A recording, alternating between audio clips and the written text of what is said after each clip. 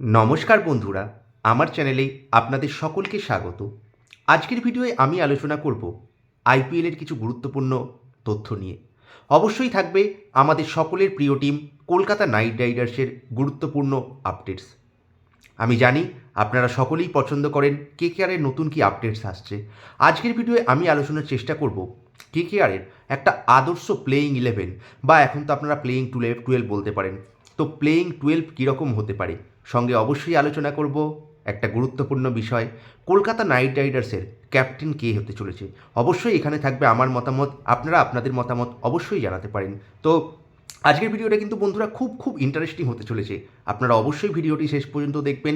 যদি ভালো লেগে থাকে অবশ্যই চ্যানেলটিকে সাবস্ক্রাইব করে পাশে থাকা বেল আইকনটা প্রেস করে দেবেন। তো আর বেশি কথা না বাড়িয়ে শুরু করছি আজকের ভিডিওর মূল টপিক। দেখুন, আমরা সকলেই জানি 2026 আইপিএলের জন্য কলকাতা একটা ঝ্যাক্কাস টিম বানিয়েছে। মানে সত্যি কথা বলতে অনেক দিন পর 2024-এর পর একটা মনের মতো টিম হয়েছে। ফরেন প্লেয়ার, যেটা নিয়ে ইন্ডিয়ার সবথেকে কেকেআরের প্রবলেম ছিল, সেই প্রবলেম শর্ট আউট করেছে Kolkata night Riders.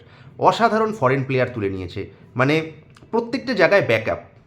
রোবমন Powell, Cameron green একই ধরনের প্লেয়ার, একজনের ব্যাকআপ একজন। টিম সেইফার্ট, ফিন অ্যালেন অসাধারণ উইকেট কিপার, আক্রমণাত্মক ব্যাটসম্যান। মোস্তাফিজুর রহমান, মাথিসা পাথিরানা, মানে ওয়ান অফ দ্য কেন এইবারের আইপিএলের অকশানে যে সমস্ত বোলাররা ছিল সব থেকে বেস্ট ডেথ বোলার দুজনকে তুলে নিয়েছে। কারণ কলকাতার সব থেকে প্রবলেমটা ছিল ডেথ বোলিং অপশানে। সঙ্গে অবশ্যই থাকবে রচিন রবীন্দ্র, এই নামটা কিন্তু ভুললে চলবে না, কারণ একজন অত্যন্ত গুরুত্বপূর্ণ প্লেয়ার হচ্ছে রচিন রবীন্দ্র। হ্যাঁ, অনেকেই হয়তো বলতে পারেন রচিন রবীন্দ্র কোন জায়গায় খেলবে, এটা একটা বড় প্রশ্ন। দেখুন, আমার যতদূর মনে হচ্ছে রচিন রবীন্দ্রকে কিন্তু ক্যামেরন গ্রিনের ব্যাকআপ হিসাবেই নেওয়া হয়েছে। আর সুনীল নারিনের কথা কি করে ভুলবো, অর্থাৎ এই 8জন প্রপার ফরেন প্লেয়ার, মানে যারা নিজেদের দিনে যে কোনো সময় ম্যাচ উইনার, সকলে কিন্তু স্টারেড প্লেয়ার। আমার মনে হয় একটু ব্যাটিংটা তবু দুর্বল লাগছে, কিন্তু বোলিং লাইন আপটা কেকেআর কি বানিয়েছে। আর শেষের দিকে যে আকাশদীপকে যে 1 কোটিতে নিল না, এটা একটা স্টিল ডিল। মানে ইডেনের পিচ, আকাশদীপের পুরো নখদর্পণ। সঙ্গে আকাশদীপ কিন্তু লোয়ার মিডল অর্ডারে, মানে লোয়ার মিডল অর্ডার নয়, লোয়ার অর্ডারই বলতে পারেন, অত্যন্ত অ্যাটাকিং ব্যাটসম্যান। তাই সবসময় যে বৈভব অরোরাকে খেলাতে হবে সেটা কিন্তু নয়। হার্ষিদ রানার সঙ্গে ইন্ডিয়ান পেসার হিসাবে অবশ্যই থাকবে আকাশদীপ, অবশ্যই ব্যাকআপে উমরান মালিক থাকছে এবং বৈভব অরোরা তো থাকছেই। তো আমি একটু চেষ্টা করছি টিমটা কীরকম বানানো যেতে পারে। তো দেখুন, আমাদের যে কোচ অভিষেক নায়ার কিন্তু অলরেডি একটা আপডেট দিয়েছে যে সুনীল নারিন নাকি ওপেন করবে না। মানে একদম পরিষ্কারভাবে বলে না, কিন্তু মোটামুটি একটা বোঝা যাচ্ছে যে সুনীল নারিন ওপেন করবে না এবং ক্যামেরন গ্রিনকে টপ 3তেই খেলাতে চাইছে। তো সেদিক থেকে যদি আমি একটা প্লেয়িং 11 বানানো বা 12 বানানোর চেষ্টা করি, দেখুন অবশ্যই ওপেনিংয়ে থাকবে অজিঙ্কে রাহানে এবং ফিন অ্যালেন। হ্যাঁ, এখানে হয়তো একটা কোশ্চেন আসতে পারে, ফিন অ্যালেন না টিম সেইফার্ট? তবে আমি মনে করব ফিন অ্যালেন, কারণ ফিন অ্যালেন হচ্ছে অত্যন্ত অ্যাটাকিং ব্যাটসম্যান। মানে এই প্লেয়ারগুলো যদি 30-35টা বল খেলে দেয় না, 80, 90, ইভেন 100ও করে দিতে পারে। হ্যাঁ, প্রত্যেকটা জিনিসের যেমন উল্টো দিক আছে, সেরকম কিন্তু বলা যেতে পারে ফিন অ্যালেন কিন্তু 14টা ম্যাচে 14টা ম্যাচ চলবে না, কারণ এরা হচ্ছে high risk high profit player. ঠিক আছে, এরা 6টা ম্যাচেও যদি চলে 6টা ম্যাচ জিতিয়ে দিয়ে বেরিয়ে আসবে। তাই আমি চাইবো ওপেনিংয়ে এইরকম প্লেয়ার যেন একজন থাকুক। সঙ্গে অবশ্যই অজিঙ্কে রাহানে থাকবে। আর ফিন অ্যালেন তো ভালো ফর্মে আছে, টিম সেইফার্টও ভালো ফর্মে আছে, বাট দুজনের মধ্যে কম্পেয়ার করে আমি চাইবো ফিন অ্যালেন যেন প্রথমেই প্লেইং 11-এ থাকে। তার সঙ্গে অবশ্যই থাকবে অজিঙ্কে রাহানে। সৈয়দ মুস্তাক আলী ট্রফি, দুরন্ত ফর্মে আছে এই মুম্বাইয়ের ওপেনার ব্যাটসম্যান অজিঙ্কে রাহানে টি-20 ক্রিকেটে বেস্ট প্লেয়িং পজিশনটা হচ্ছে অবশ্যই ওপেনিং, কারণ ওপেনিংটাই এমন স্লট যেখানে কিন্তু অজিঙ্কে রাহানে অত্যন্ত আল্ট্রা অ্যাগ্রেসিভ ব্যাট করতে পারে। তাকে যদি 3 বা 4 নম্বরে নিয়ে আসা হয়, স্পিনের বিরুদ্ধে একটু প্রবলেম আছে। তাই অবশ্যই অজিঙ্কে রাহানে, ফিন অ্যালেন। 3 নম্বরে থাকবে ক্যাম গ্রিন। হ্যাঁ, অত্যন্ত গুরুত্বপূর্ণ প্লেয়ার এই ক্যাম গ্রিন। ওই জন্যই মনে হয় এত টাকা দিয়ে 25 কোটি 20 লক্ষ টাকা দিয়ে ক্যামেরন গ্রিনকে কেনা হয়েছে। 3 নম্বরে ক্যাম গ্রিনকে অবশ্যই লাগবে, বলাতেও যথেষ্ট পারদর্শী। 4 নম্বরে আংরিশ রঘুবংশী।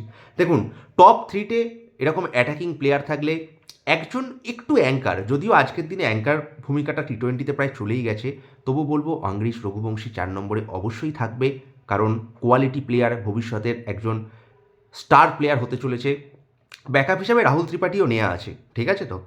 যদি বাই চান্স কোনো কারণে অঙ্গরীশ রঘুবংশীর একটু প্রবলেম হয়, আবার আজকে তো শুনলাম একটা বিশাল মানে চোট পেয়েছে, হসপিটালেও নিয়ে যেতে হয়েছে, তো দেখা যাক কী হয়। আশা করছি আইপিএল এখন অনেক টাইম ঠিক হয়ে যাবে। ব্যাকআপ হিসাবে কিন্তু রাহুল ত্রিপাঠীও থাকলো। 5 নম্বরে অবশ্যই থাকছে রিঙ্কু সিং, একজন গ্রেট ভারতীয় প্লেয়ার, ঠিক আছে, মানে ইন্ডিয়ান টি20 স্কোয়াডেও চান্স পেয়ে গেছে, তো অবশ্যই ভালো পারফরমেন্স করবে আশা করছি রিঙ্কু সিং। তার আগে টি20 ওয়ার্ল্ড কাপ আসে আইপিএলের আগেই, তো 5 নম্বরে রিঙ্কু সিং থাকছে। 6 নম্বরে একটা গুরুত্বপূর্ণ পজিশান, সেখানে আমি দেখতে চাইব কাকে, সেখানে অবশ্যই রাখতে হবে তেজস্বী দাহিয়া স্ল্যাশ অনুকূল রয়। হ্যাঁ, কেন আমি এই কথাটা বলছি, কারণ অনুকূল রয় বর্তমান সময়ে যেরকম ফর্মে আছে, ব্যাট হাতেও গুরুত্বপূর্ণ রান করছে, বল হাতেও যথেষ্ট পারদর্শী, তাই অনুকূল রয়কে রাখা যেতেই পারে 6 নম্বর পজিশানে, বা তেজস্বী দাহিয়া থাকলো। সেক্ষেত্রে ফিন অ্যালেনকে উইকেট কিপিং করতে হবে যদি অনুকূল রয়কে 6 নম্বরে খেলানো হয়। 7 নম্বরে আমাদের র্যাম্বো, পাঞ্জাব তো নয় কিন্তু কেকেআরের ঘরের ছেলে রামনদীপ সিং, বিগ হিটিংয়ে কিন্তু তার সমতুল্য প্রায় এই স্কোয়াডে কেউই নেই, অত্যন্ত অ্যাটাকিং ব্যাটসম্যান। হ্যাঁ, আপনারা হয়তো অনেকেই বলবেন রোবমন পাওয়েলকে কোথায় খেলাবে। দেখুন, 4টে ফরেনার স্লট, আমি অলরেডি ফিন অ্যালেনকে নিয়ে নিয়েছি, ক্যামেরন গ্রিনকে নিয়ে নিয়েছি, 7 নম্বর পর্যন্ত শিডিউল রাখলাম। 8 নম্বরে অবশ্যই থাকছে সুনীল নারিন। হ্যাঁ, সুনীল নারিনকে লোয়ার অর্ডারে নিয়ে আসছি। 8 নম্বরে সুনীল নারিন থাকছে। 9 নম্বরে থাকবে অবশ্যই হার্ষিত রানা। 10-এ সেক্ষেত্রে আমি আকাশদীপকে রাখবো, কারণ আকাশদীপ একজন কোয়ালিটি প্লেয়ার, বলের সঙ্গে সঙ্গে কিন্তু যেমন বললাম শেষের দিকে অত্যন্ত বিগ শট খেলতে পারে, তাই 10 নম্বরে থাকবে আকাশদীপ। 11তে বরুণ চক্রবর্তী, এবং ব্যাকআপ প্লেয়ার হিসাবে তুমি রাখতে পারো বৈভব অরোরাকে, বা সেক্ষেত্রে মাথিসা পাথিরানাকে, কারণ তোমার হচ্ছে যে অবশ্যই একজন ফরেন ফাস্ট বোলার রাখবে। সেক্ষেত্রে মাথিসা পাথিরানা স্ল্যাশ ফিজ হবে ব্যাকআপ বা 12th প্লেয়ার। সেক্ষেত্রে 4জন ফরেনার কারা কারা হচ্ছে, Sunil Narine, Cameron Green, Finn Allen, Mustafizur Rahman slash Matheesha Pathirana. Matheesha Pathirana একটু চোটপ্রবণ প্লেয়ার, তাই জন্যই কলকাতা ম্যানেজমেন্ট কিন্তু খুব সুন্দর ডিসিশান নিয়েছে। মাথিসা পাথিরানা হয়তো 14টা ম্যাচ খেলতে পারবে না, যদি 7-8টা ম্যাচও খেলে, তার ব্যাকআপ হিসাবে কে থাকছে, মুস্তাফিজুর রহমান। মানে এখনও হয়তো শিওরিটি নয় মুস্তাফিজুর আইপিএলে অ্যাভেলেবেল থাকবে কি না, যদি না থাকে দ্যাটস আলাদা ম্যাটার, কিন্তু যদি অ্যাভেলেবেল থাকে তাহলে কিন্তু কেকেআরের বোলিং লাইন আপটা একবার ভাবছেন। আবার যদি ক্যামেরন গ্রিনের বোলিংটাকে একটু ভরসা করা যায়, সেক্ষেত্রে কিন্তু অনুকূল রয়ের সঙ্গে তেজস্বী দাহিয়াকেও খেলানো যেতে পারে 8 নম্বরে।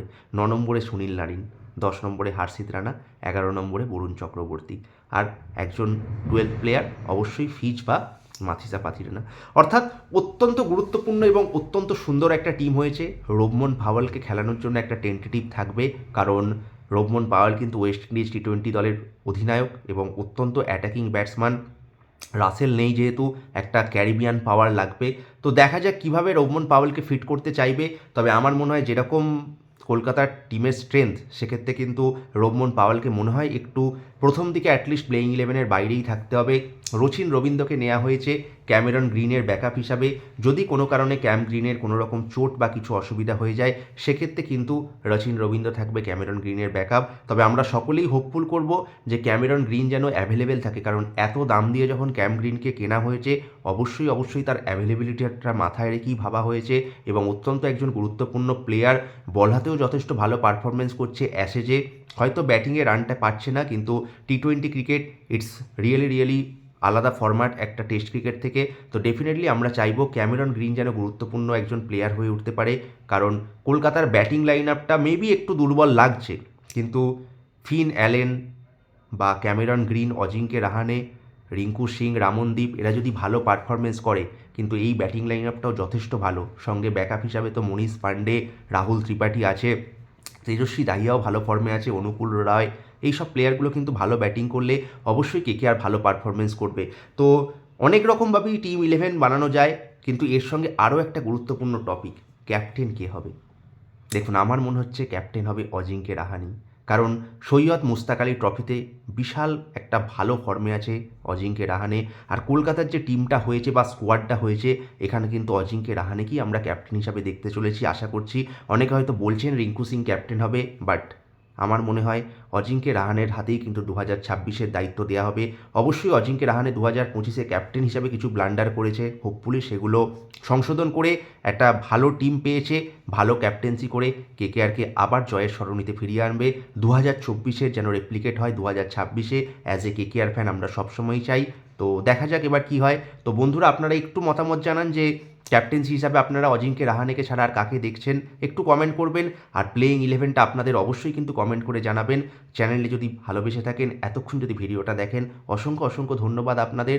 এবং ভালোবেসে থাকলে চ্যানেলটিকে একটু লাইক করে দেবেন, চ্যানেলটিকে অবশ্যই সাবস্ক্রাইব করে পাশে থাকা বেল আইকনটা প্রেস করবেন। তো আজকের মতো এটুকুই, দেখা হচ্ছে পরের কোনো ভিডিওতে বা লাইভ অনুষ্ঠানে। ধন্যবাদ, নমস্কার।